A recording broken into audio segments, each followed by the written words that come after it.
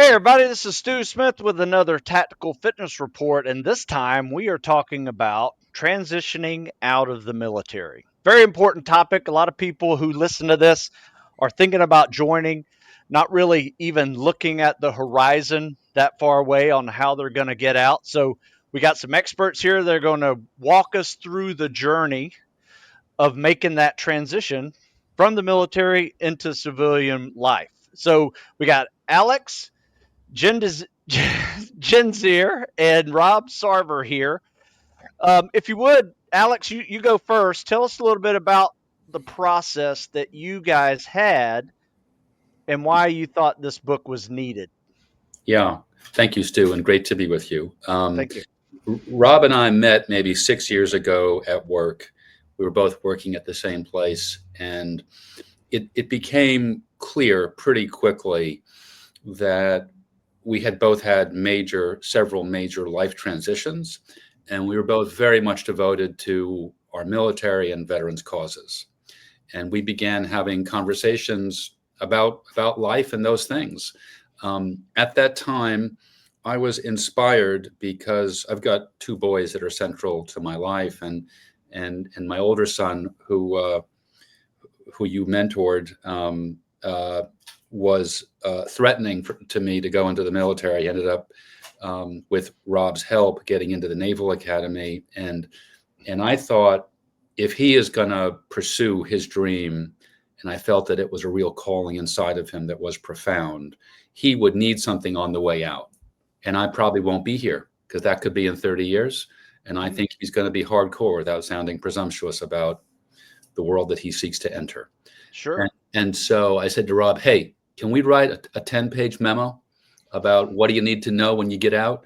And I think Rob looked at me like, apart from who the hell is this guy, like, what does that mean? And so as we unpacked it, because, by the way, I'm pure civilian. I've never had the honor of serving. My older son wanting to join made me remember a few times in my life when I came very close. And my late wife at the time said, no, doggy, you're not doing that. And so it didn't happen. But here was a time when I was inspired to make a contribution. And Rob and I started talking about these things. I'll speak for Rob for just a quick second. Rob wouldn't say this out loud, but every year he mentors 10 to 15 veterans about their transition out. And anyone who knows what's involved in that, that's an enormous time commitment. We started talking, and the short version of this is, because of both of our deeply personal, passionate commitments in this area, we began thinking, like, what would happen if we wrote a book about this? And we discovered, after a lot of research, that while there's a ton of books about veterans, about military folks, great stories, there's nothing that prepares them in one book for this enormous life transition. And in fact, several incredibly important conversations, one with General McChrystal, one with General Petraeus, really reoriented our focus. And we sent the manuscript to General McChrystal, incredibly generous, amazing leader. And Nice. he said, guys, you have something here that is unique, but if you don't make it practical, it's not worth a dime.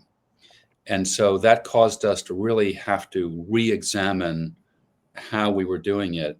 The short version, believe it or not, Stu, this is the short version, is this was a 5-year journey of interviewing hundreds of people, 200 veterans, 100 other experts and spouses, reading everything that exists about this amazing life journey and collecting data. And it has resulted in our book, Warrior to Civilian, the Field Manual for the Hero's Journey.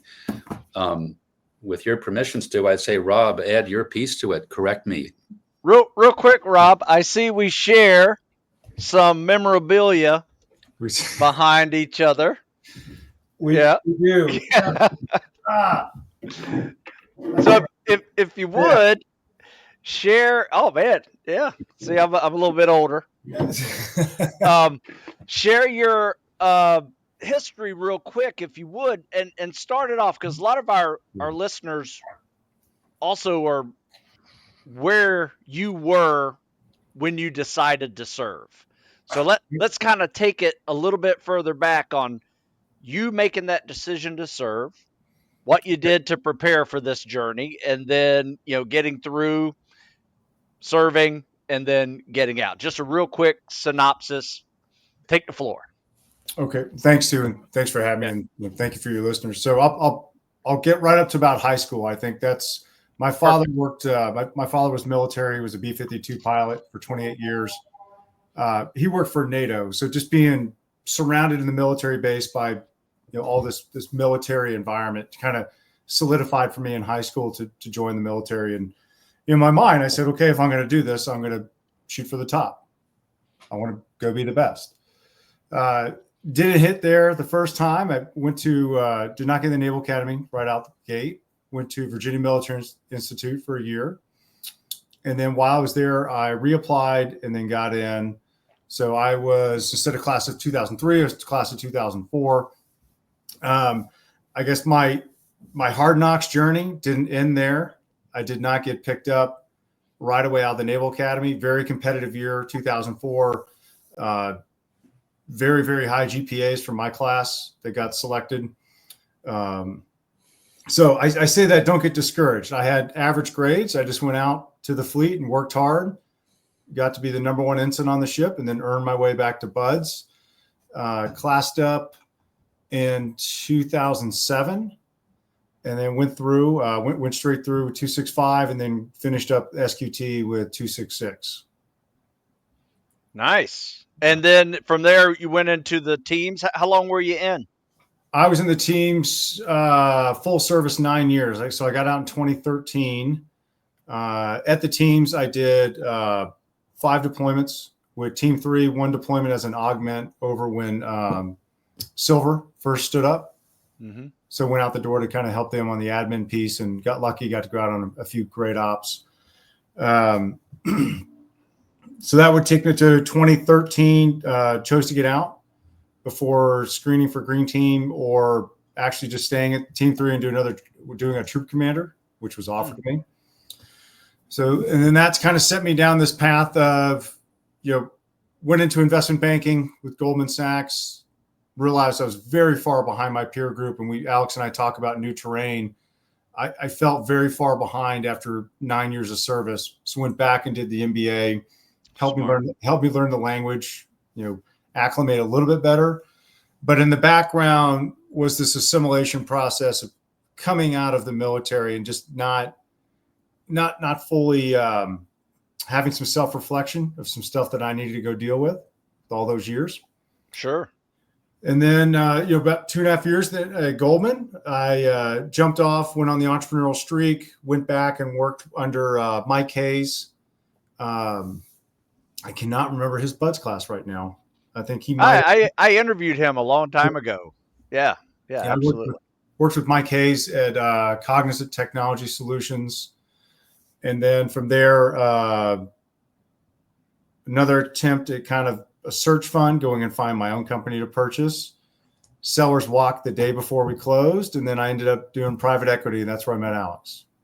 Okay, gotcha. That's the very short version. How about this? A lot of people ask me, you work so hard to get to this job. What made you want to get out, after 6-8 years? Yeah. My time in the fleet and my time at the teams, I was on deployment 7 in 9 years. And there's just no end in sight. Yeah. And I looked at it from, a personal growth perspective. I looked at it as, when am I ever going to get a chance to kind of step over to the side and just, continue education, do some of those other things that I want to do. And there was really no end in sight. And it was a ripple effect, Stu, from, I think it was 2011 when 40 04s got out. Yeah. There's something around there. So what they would do is they just deep dive into the senior 03s and spot promote us up. And it's, hey, you're not taking a knee. You're not taking a break. Go. I gotcha. Yeah. So it's weird because every generation has like a different cycle. Before 9/11, you could spend 20 years and never see combat. Yeah. Right? It's just the way it was. And after 9/11, you were going to spend 20 years and probably not see peace. Correct. And now we've kind of kind of gone into, it's kind of a weird mix right now. Probably got a 50-50 chance of either, depending on your deployments. Um, did you find that transition of getting out after 7 years deployed um, much harder than maybe your peers that weren't in combat zones every deployment? Yes. Yeah, I have. When I take a step back and look a little bit comparatively, I know we're not supposed to do that too much, but and even General Petraeus highlighted this. The more cycles over there, the more tours you do. You're just so much more ingrained in the community and the identity that to step off from that, you're going to have a much harder time coming back and accepting these things of moving on or refinding purpose, the loss of identity. So for me personally, yes. Yeah, I will share with you my transition out, and it was peacetime deployments through the 90s. I graduated in 91, got out in 99, had a child in 97. Um, things were starting to change for me, as I was growing up. And I just remember being out of the military. I got a new house, a new job, new baby. I mean, I don't even remember my child's first year. It was just the stress levels were off the chart. Um, and I was trying to figure out a new identity for me as well. And that transition, where I first really saw it, it wasn't so much the work that I had to do to make all that happen. That was something that I think is ingrained in all of us. We know how to work. We can work 24 if we need to, right, in a day and get it done and whatever that is task is there. But it was a social group thing where I bumped into this guy that I hadn't seen in like 10 years. Like I knew him well before the Navy. And he was like, "Hey, you want to go out? We're meeting a few guys over here." And it was just something, a simple social meeting. And I remember showing up, and what do most military guys do? They show up early, right? Right. And then Yeah. I get this text, or that was before text, so I had a call. So yeah, I had a cell phone, and he goes, "Hey man, sorry, gonna be a little late." you so I was like 15 minutes early. He's going to be about 30 minutes late. I'm like, okay, whatever. And wound up like another 30 minutes later, canceling the thing altogether. And I just remember feeling like this would not have happened if I was in Little Creek Yeah. meeting my teammates somewhere. You know what I mean? And I just remember coming home and just like I was really down. My wife was pissed, that the guy did that to me because she knew, I was looking for, you know, outside relationships that could kind of bring me back. And that is, be honest with you, that's when I turned and I said, I'm just going to start coaching kids that want to serve. And I started doing 6 a.m. workouts. I said, show up, workouts are free. And, I felt like I now had this foot in the door, Yeah. with a group of kids that wanted to show up on time, work hard, do great things. And I was just honored to be part of their journey. And so I've actually found my social group in that, and kids, my kids and their parents, friends, and things like that is another option. But where I have found my, I guess, new relationships were with mentoring others, that are preparing to serve, and that's kind of where I am now. So let's do this, Alex. Let's talk a little bit about the journey of the book because I do love the title, Warrior to Civilian, classic. I mean, that is what it is, right? And then the field manual to the hero's journey. Let's kind of break that subtitle down a little bit and discuss exactly what the hero's journey is, because I think you're exactly right. We all go through this hero's journey, whether it is we use it as a literary term for a great story or it's just our life in general. Explain it a little bit further. Will do. Thanks for your story. Let's come back to that because I think there's a lot there that will tie into the hero's journey. Um, I would tell you that Rob and my working on this book has been among the most inspirational journeys, experiences. And I think that is largely due to hearing the testimony, the words, most of them in very private, deeply moving conversations with veterans about their transition in civilian life and how that has been. That called forth in each of us, I think, a great sense of duty that if these folks are giving us their life stories in such a sincere, powerful, moving way, often with tears, then we owe them and this what this represents for the whole community, 40 million people in our country by our count, something that we share in the giving of our own stories. That caused us to have to examine our life journeys. That caused us to have to think about how do we come up with a theme that's very practical. Think about General McChrystal's advice to us, guys, make this practical. And what we came up with was we took this phrase, which has become popular and has become, frankly, diluted in meaning. Hero's journey is not just someone's, walk across the park of life and it sounds interesting, journey. Hero's journey refers to a way of looking at great epic tales. And Joseph Campbell popularized it. And there was a TV interview series that made him a superstar in that world. And the short version of his new theory is that all great stories, epic tales, all great, I'll get rid of that. Speaking of a great story, that's a classic. All great epic stories follow a pattern. And it's the pattern of the life of the guy or gal leading the story.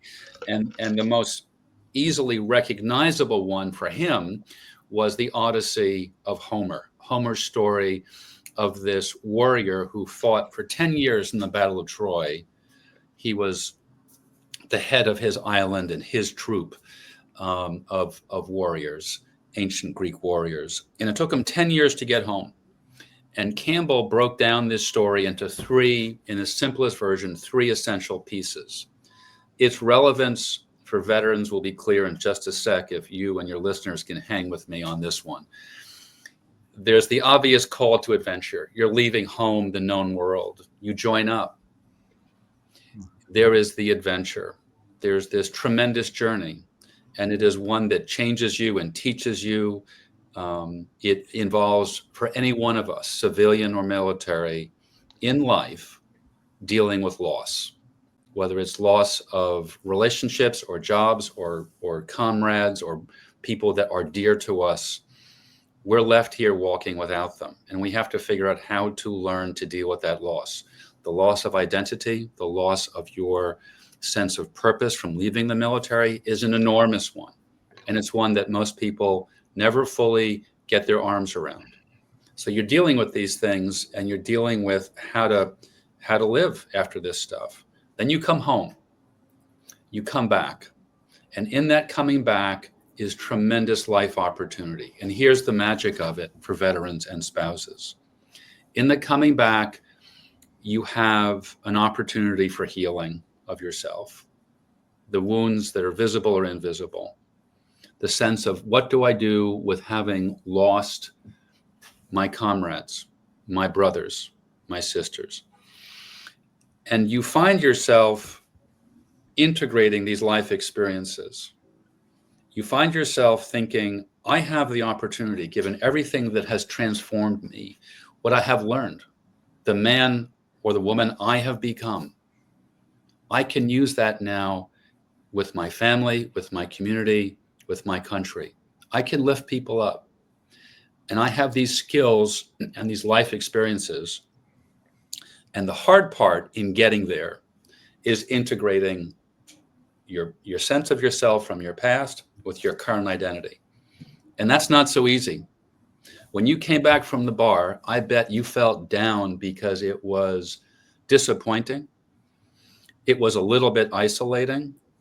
You were counting on someone for inspiration to help make sense of where you were and what opportunities might be before you.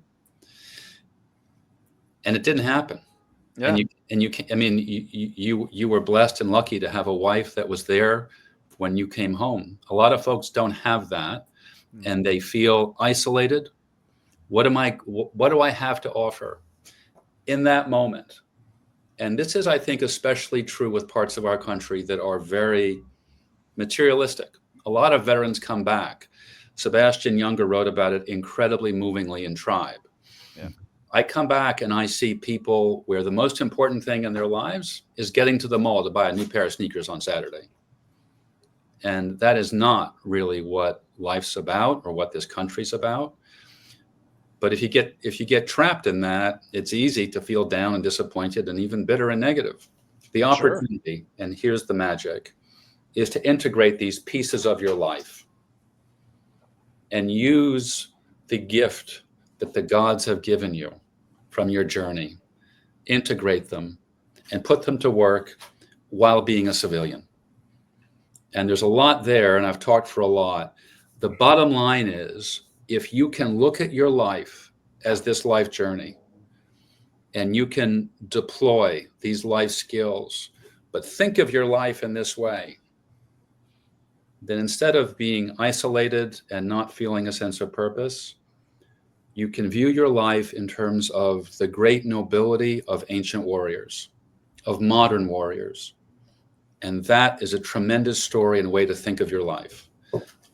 So I hope I didn't go on for too long, but I think the idea of the hero's journey runs throughout our book.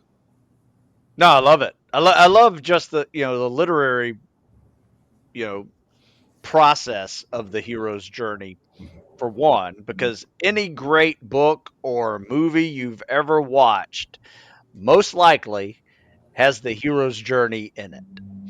Whether you are talking about Star Wars or you're talking about Rocky, I mean, Miracle on Ice, you name it, it's the hero's journey in there. So, Rob, what would you find that your transition out and your ups and downs along that process, and when you found your focus in your calling, where do you think that was?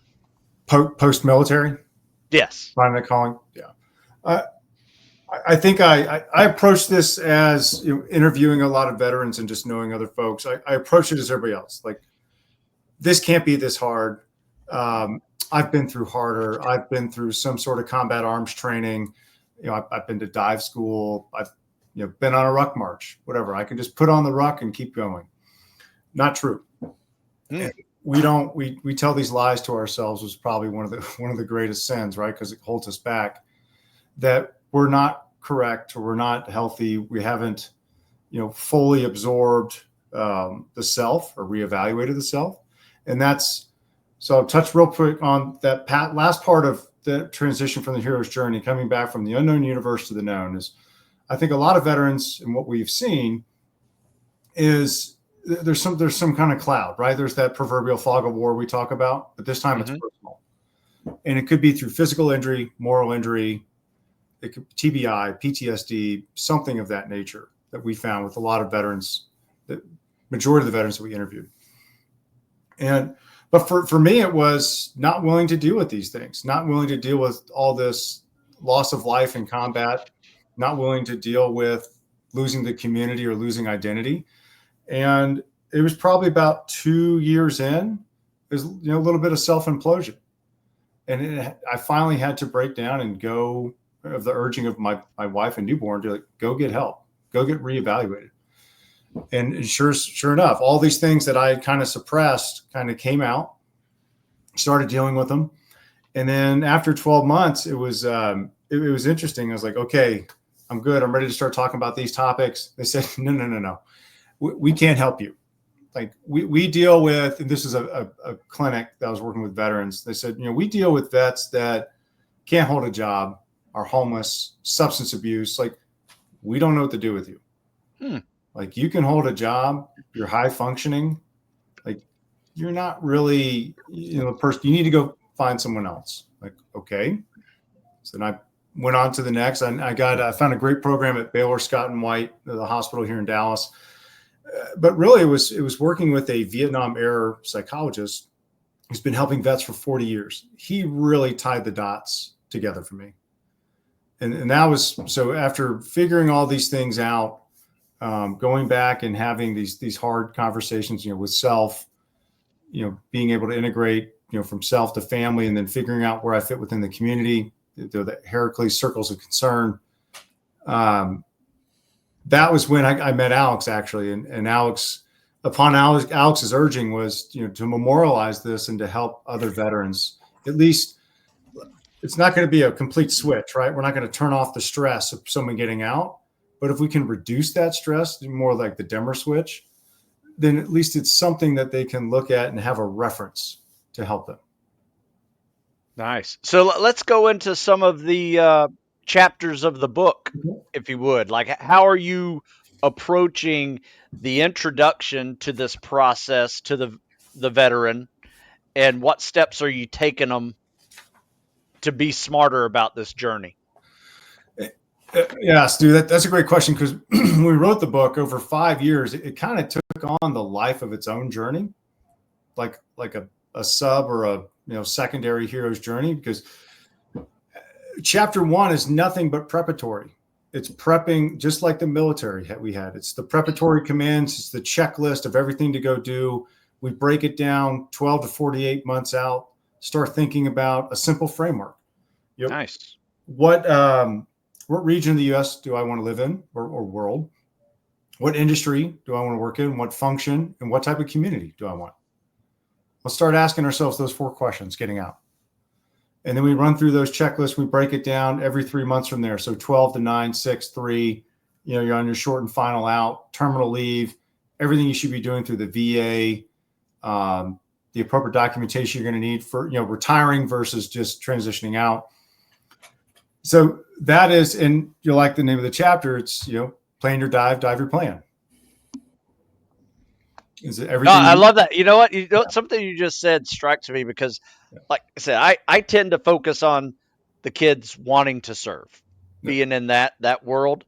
But that advice you just gave the person getting out is the exact same advice I give them, wanting to go in. For instance, you go to the recruiter and they say, "Hey, you qualify for this, you qualify for this, you qualify for that." Instead of being the guy that says, "Huh, that's interesting," go in there, know exactly what you want to do, know exactly where that training is and where you're going to be living, and exactly, what schools you're going to be doing, how long that lasts, all of these things going into that. And you're exactly right. Dive your plan.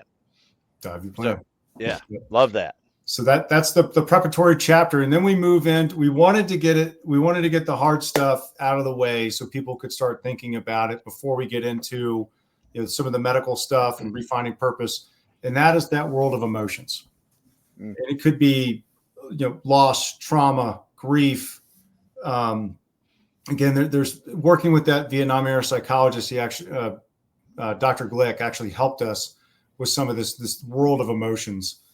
And I love the book from Brene Brown. She talks about, Stu, when we served in the military, and I'll say for anybody, right? At some point, we had the courage to walk into the arena, to face whatever those fears were, to face that unknown, right? Yeah. Could be pool comp, could be Hell Week, could be combat infantry school, could be jump school. But it's funny because now later in life, we're not willing to walk back in the arena and just deal with the simple emotions that are internal to us that we carry around every day. But at some point in our life, we had the courage and the fortitude to walk into that arena to go try all these new things. But later in life, we seem more reserved and unwilling to do this. So this chapter 2, this world of emotions, is finding that courage to step back into deal with these emotions. And then I'll turn it to Alex, but then we start unpacking the physical injury, the moral injury, the TBI, the PTSD, working up to the culmination of refinding purpose.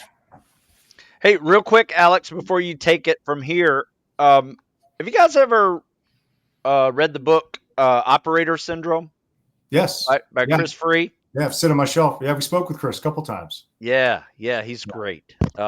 Yeah, do you have a reading list in this book for um, you know, such Yeah. topics like that? Our book is the reading list. Okay, Without sounding arrogant, I hope we've read hundreds of books and articles, and one of the approaches of our book is to have this be the complete manual, so that everything is here for the veteran and, frankly, the military spouse in thinking about getting out and going excellent, through it, even for those that have been out for decades. nice. So you raise really good ideas, Stu, which I think we'll maybe put on our website, which is heroes-journey.net. But the book contains the best quotes and resources of our 5-year journey in writing it. Can I supplement what Rob said for just a quick couple Let's of do it, minutes? please. So, some really inspirational folks, warriors, gave us some lines that we have found very impactful. And I say this as a cautionary tale with great humility, because I've never served in uniform. Tom Satterley, who runs the All Secure Foundation in Tennessee, who folks may know most recently from his Sean Ryan appearances, a powerful guy, became a friend of ours. And one of his lines to veterans having a hard time in the transition, pretty powerful. He said, look, when you were in the military, you trained intensely for a mission, for weeks and weeks, for one op. What have you done to train for this mission, for this civilian life? Because right now it's hard. And another guy who you may know, who's a dear friend and inspiration to both of us, Kurt Cronin, said, and Kurt had a incredibly successful career. He said, we do our veterans a great disservice. We don't tell them this is tough. This transition is tough. In fact, the challenge that I found, and most everyone I know found, is that civilian life is no less difficult. And this is a highly decorated combat veteran. It's no less difficult than combat. It's just on a different terrain. And like dozens of others have said, if you want to be successful in this next mission, and this is where Rob began, you have to prepare for it. And part of preparation for those listeners who are still in is it is very important to realize most people don't prepare, and it becomes very difficult. And it becomes difficult because everything changes.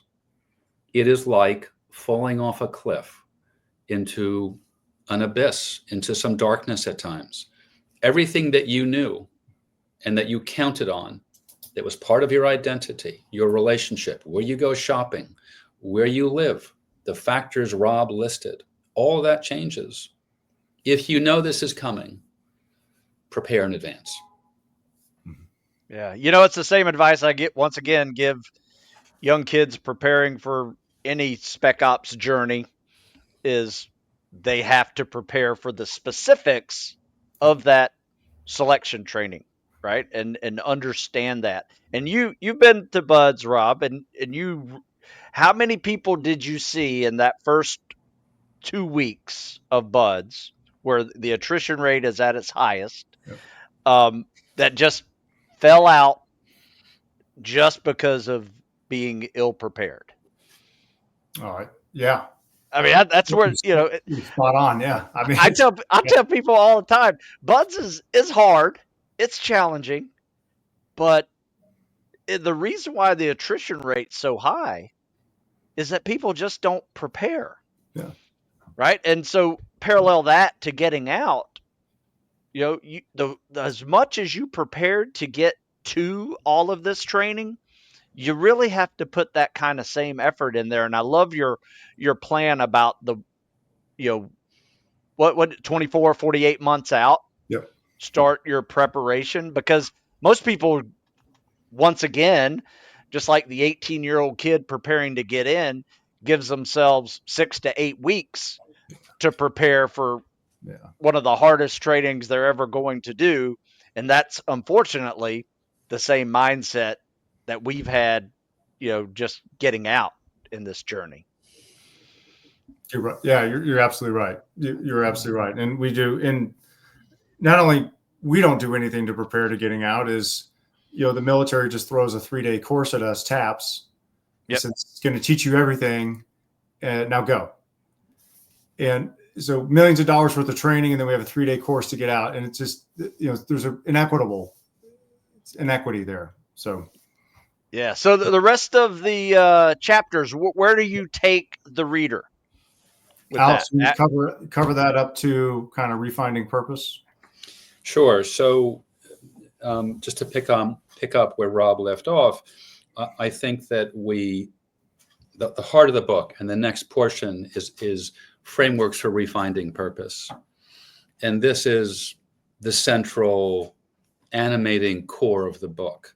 And that is because it is the toughest thing to do and the toughest thing to give practical guidance about. It is the most important thing in your own healing journey, because if you have a sense of purpose, when you're having a hard time healing wounds, whether those are physical or invisible, having a sense of purpose will sustain you in your own quest for healing. And that can take a lifetime. I think a very important chapter, which is very practical, is the best advice we have mustered for finding a job or new career. And there's a lot written about this. There's a lot of folks that want to make a buck off of veterans in job placement. That's not what we're about. And I would let your readers know, Rob and I have not made a dime, will not make a dime off this book. Everything that we got, we're putting into getting the word out there, and we don't make money off of incremental book sales. And there's a lot of folks that do want to make money off of veterans looking for jobs. Approaching that with this concept of preparing in advance, of, as Derek Herrera explained to us, setting the conditions for your own success, thinking about who you are and what you're looking for, looking at jobs and having 100 cups of coffee to prepare you for this new world, that takes a long time.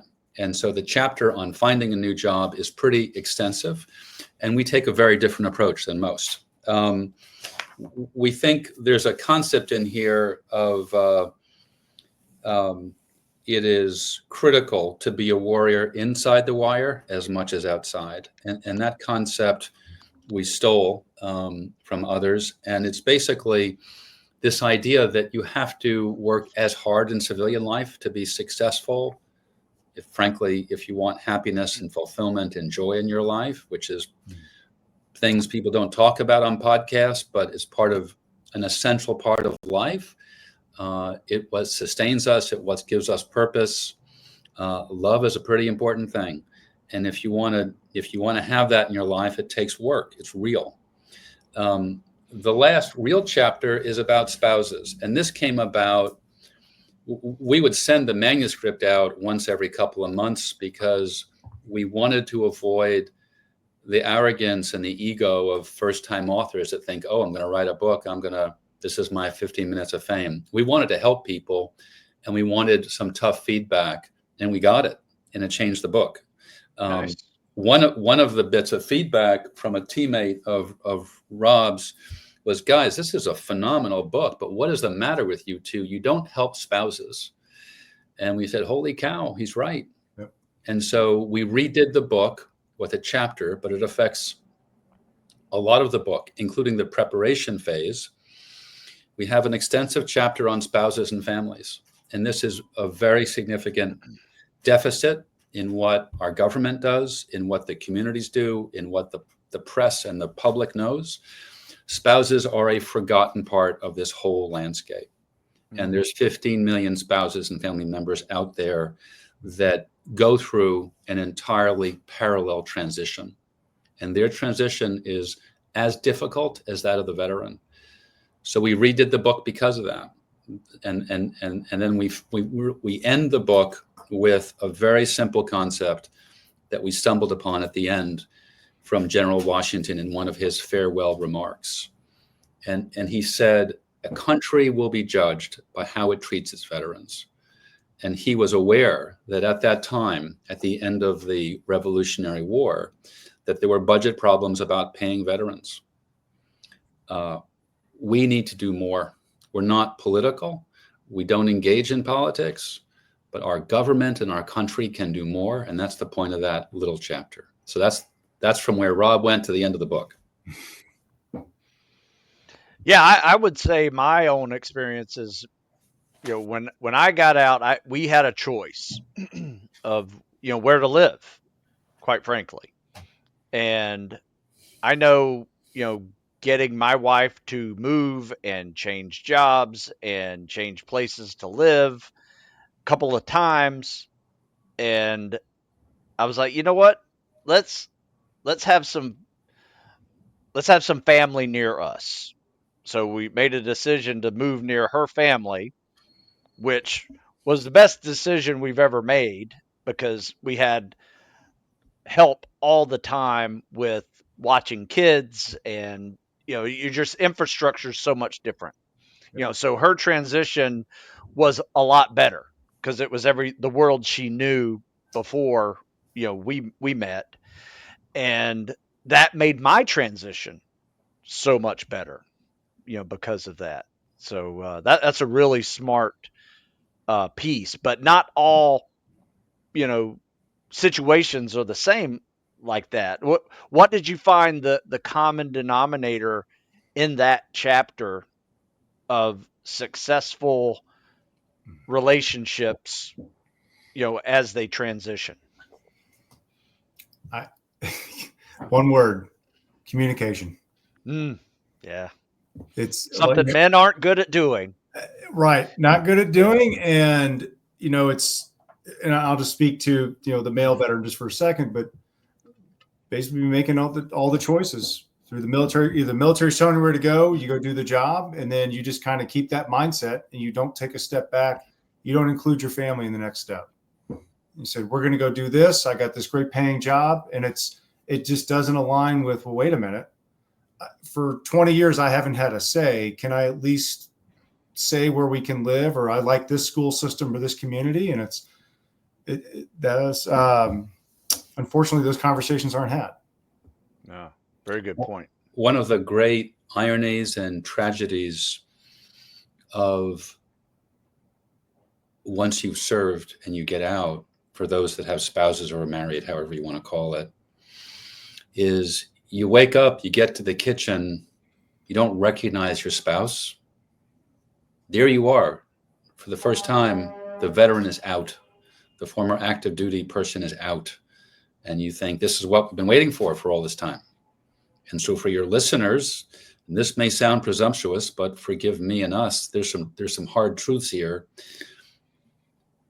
These relationships, and we're talking about marriage and family and children, but this is true for any relationship. Relationships need and deserve time and anticipation. And we have brought to bear the best advice, including from therapists, about this stuff. It is a common thing that folks get divorced at the very point they think, now we have a chance for a new life together. And there is some tragedy in that. There is heartbreak in that. And we hope to be a force in the opposite. And I would say one of the therapists that has been most impactful is a guy named Ryan Rana, who's out of Tennessee, who is an EFT, or emotionally focused therapy therapist. Powerful guy, and powerful words of wisdom in our book about learning to listen and speak, not with some objective, but from the heart. And this concept that the heart has its own truth, and how that translates into how we speak to those we love is something not to be taken for granted. We could talk for a lot about it, but I'll end there. That is a critical piece in this communication. Real quick, what was his advice for that? because I can analyze things mentally, discuss it, but to really say what I'm feeling is not one of those things that comes easy or natural. Did he have a methodology to that helped, or is it just ugly and you got to get through it? What have you done to train for that mission, Stu? I don't know. You gotta spend some time. You gotta spend some time. You gotta look into it. There's better ways to do it. There are disastrous ways to do it. Mm-hmm. Telling your spouse, no, that didn't happen. That's not what you're feeling. That argument we had was baloney. I was right.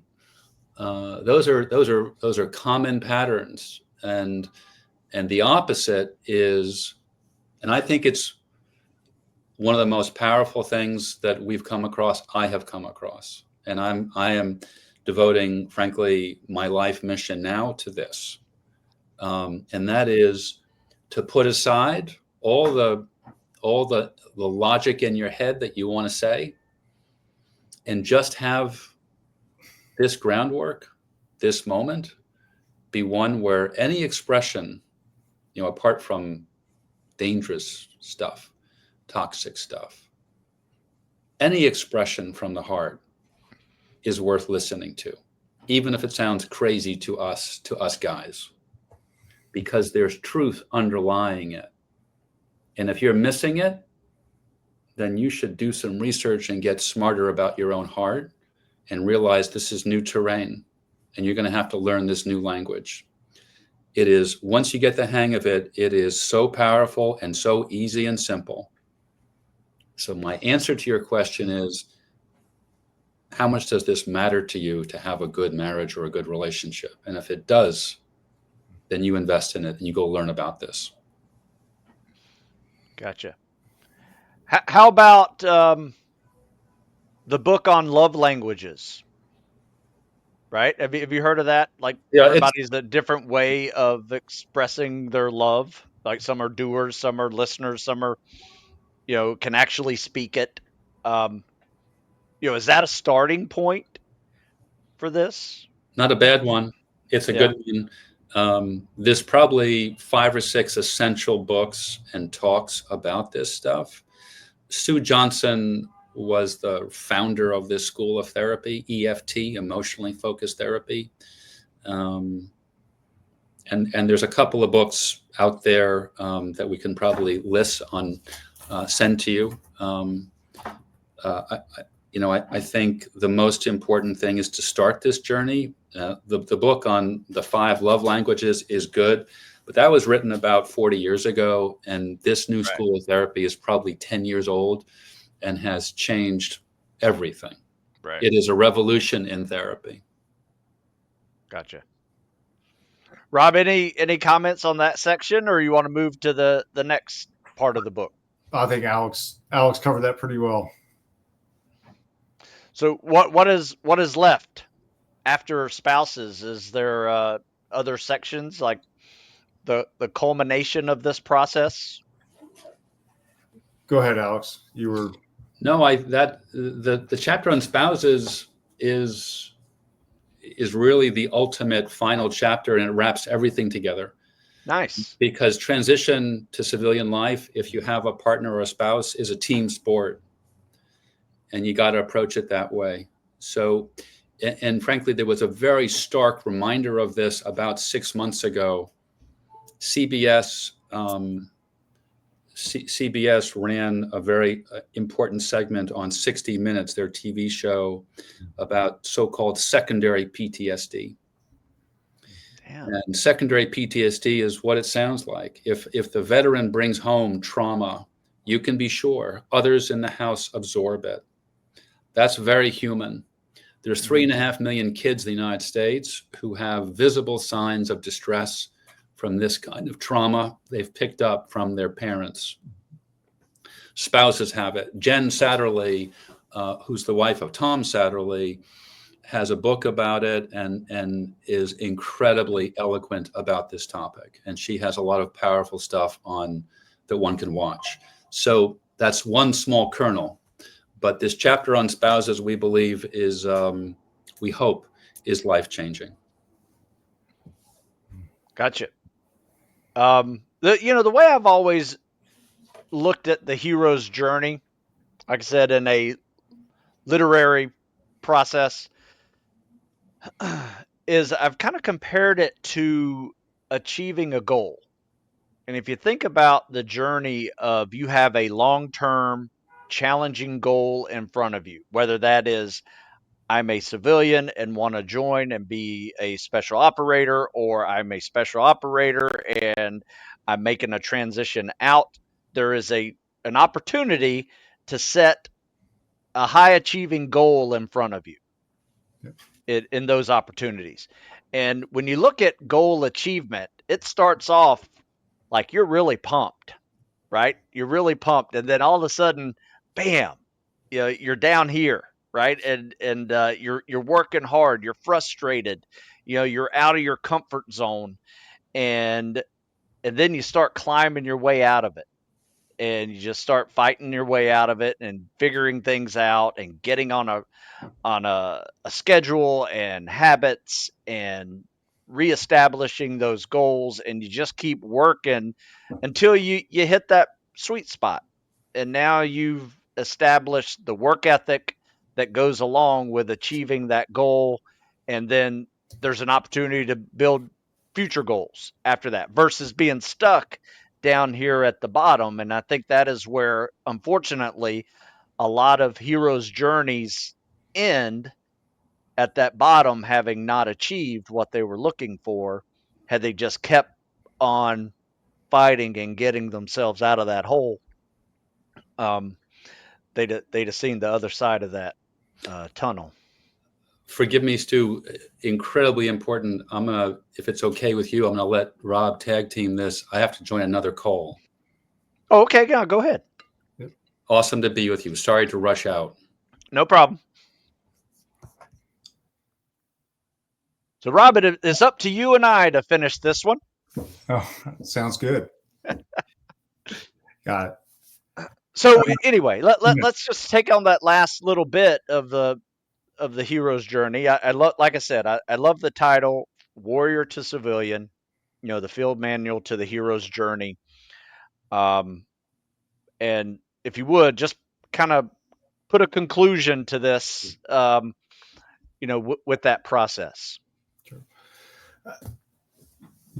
Coming back from that unknown universe to the known universe, I think we all have to have a realization of self. I think we need to have preparation. And the third thing is find a mentor, not a mentor that's just going to say, hey, I'm going to introduce you to someone to maybe get you a job, right? Then you turn into a show pony and they keep passing you along. Find a real mentor who's going to be honest with you that, okay, you're not healthy, or you need to go do this training. You need to have, these type of job skills for this. Don't just rely on what you've done in the past in the military and what you achieved in service that's going to carry you into this job. Find a really good mentor. So those would be the three things I would say to kind of finish this process to finding repurpose. Did you find any of the foundations out there? Maybe they weren't as powerful or as popular as they were back when you were making that transition, but did you have a particular foundation, Veterans Foundation, that was helpful for you? No, I mean, the Honor Foundation didn't start until maybe the year I was getting out or the year after. Right. I'm trying to remember. I think they started in 2013, right when I was getting out. So that wasn't available. It didn't even occur to me to go to the Pat Tillman Foundation, or none of those resources were told to me. Like, go speak to, I think it was ACP or APC. I can't remember that one.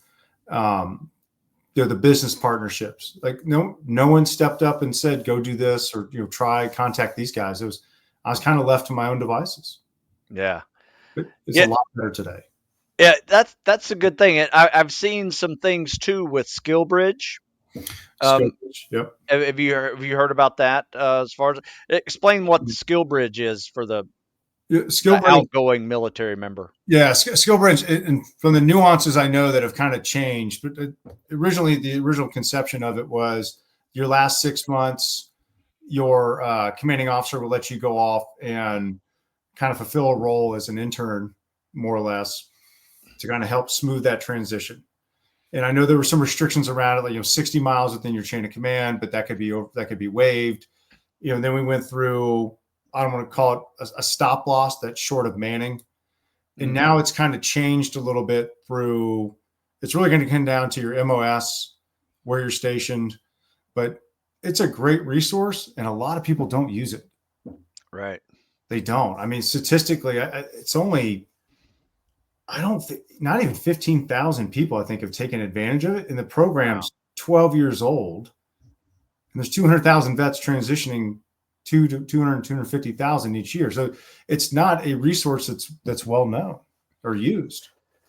Yeah, I've had luckily, I've been doing this such a long time that people that started with me, have since retired, and from 20 plus years of service, and some along the way, have gotten out after 8, 10 years, and they have gone through this. I have had some who have decided to go through a police or a fire academy during those 6 months, or they had a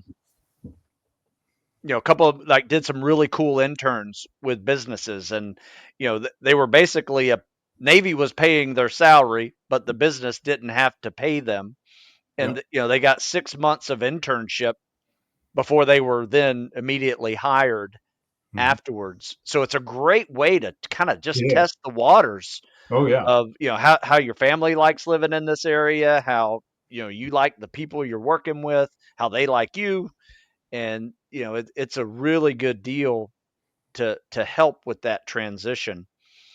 Um, so I just wanted to bring that up because I've seen people take full advantage of it, and it's very helpful. It is. I think I wish more vets would take advantage of it and use it. Yeah. Yeah. All right. So what's next for you, Rob? What's What next? are you doing right now? And like they mentioned that you were doing a lot of mentorship with folks. What is it, and what is it a foundation that you work with, or? No, Alex. Well, I'm sorry. I do work for the C4 Foundation. Oh, nice. For Charlie Keating. I sit on the board with there. So I wanted to, give back to the active duty guys and help raise money for that ranch out there to help those guys with mental wellness and, the family environment, nature-based therapies. Yeah. Now from this is taking the book now, and instead of me working with just individual guys every year, and I still do, the folks that kind of reach out, take this into companies and teach companies how to correctly hire vets, or Smart. help them help the company, assimilate that veteran for that last piece of that transition, that hero's journey. Because statistically, it's, year one, 44% of vets leave their jobs. Year two, it's 80%. Okay. The stats are staggering, and it's, companies, you have this timidness for companies, right? They don't want to make a bad hire.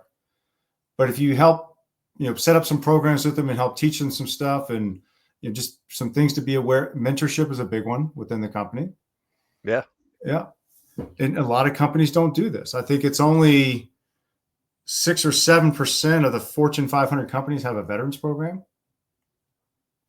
So it's just an untapped resource. And I love Dr. Josh Cotton, who in the book, he came in and looked at buds, and I think he was working with Doc Potterart at the time. It was like, is there a formula for the guys that make it through buds?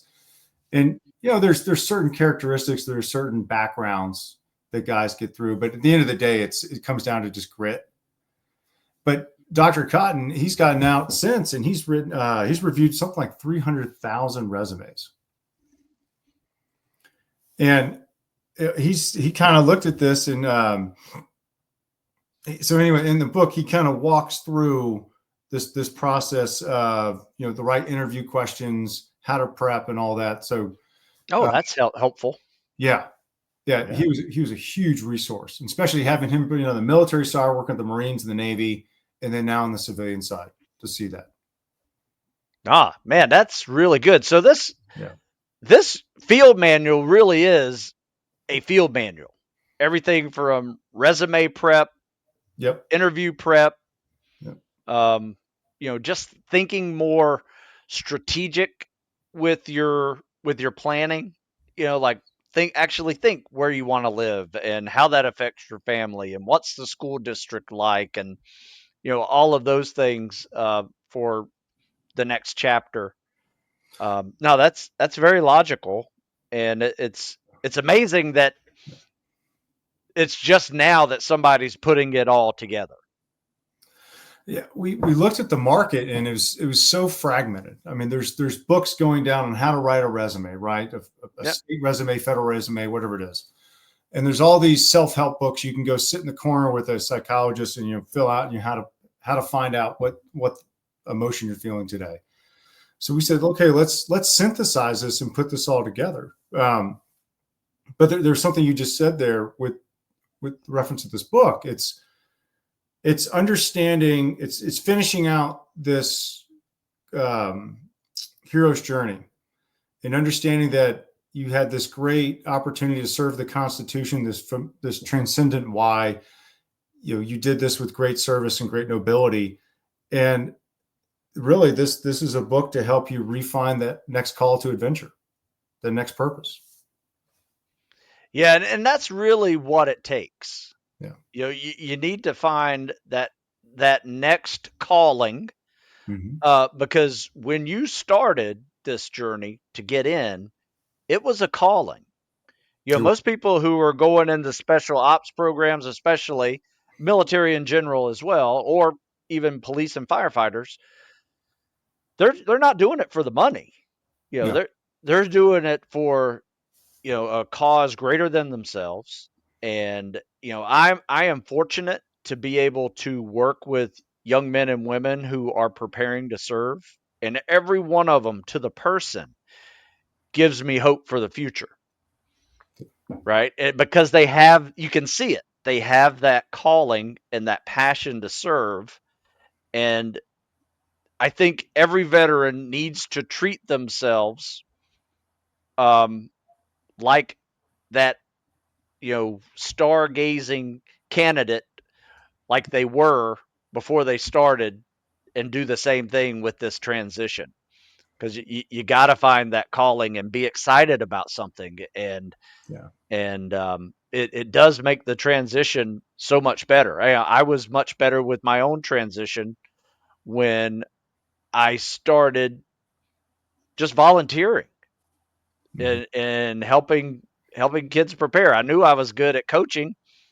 Why not coach and help? And for me, that was my answer. It's not everybody's answer, but um, I look back, 25 years ago now, and that was a big moment. It changed the half of my life. And it changed. I mean, you talk about from the Naval Academy and my own career. I mean, the book that you wrote, prepping for buds. I mean, that was the gospel outside the. Oh, I can't think of the Discovery Channel videos. That in your book, Oh yeah, 234. Yeah, that was a great one. those are the Yeah, two resources that you always referenced. yeah, Yeah.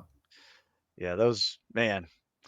Well, once again, it is always an honor to be a part of people's journey, and I look forward to seeing how this program, this book, can be a part of you know veterans' second journey. And I'm very grateful for you to be on the show, because I don't really talk about this topic very much with my audience, but I think folks who are preparing to serve should also remember how they feel now in that preparation, and realize you got to feel the same way when you're getting out, right? Don't go into it blind. Don't go into it ill prepared. Don't go into it thinking, "Oh, I got 6 weeks before I get out. I can start getting started on this." Right. You know, it's just like the young kid that, gave himself the summer to prepare for buds Yep. when most guys that are making it through had spent the last 2 years doing it. So Well said. I could not agree more. Yeah. yeah. But Well, I would say, Stu, thank you for having me. I really appreciate it. no, this is awesome. Thank you so much. And folks, where can we find more information about this book and program? Sure. Books on Amazon, Barnes and Nobles. Hachette is the publisher. You can go to their website and get it. More information on the book, the annexes, all the resources we used, everything, and what we're doing post book. Heroes-journey.net. Okay. There's a way to reach out to us. We're happy to continue conversations there. Great. Hey, well, thank you very much, everybody. Check out Warrior to Civilian, the Field Manual to the Hero's Journey, and just put it on the bookshelf. If you're active duty, and skim through it a little bit, and then when you're really considering it, make sure it's part of your to-do list, and make it like it is. It's the Field Manual. So, Rob, thank you so much. Good luck with everything. Thank you, Stu. Thank you for your listeners.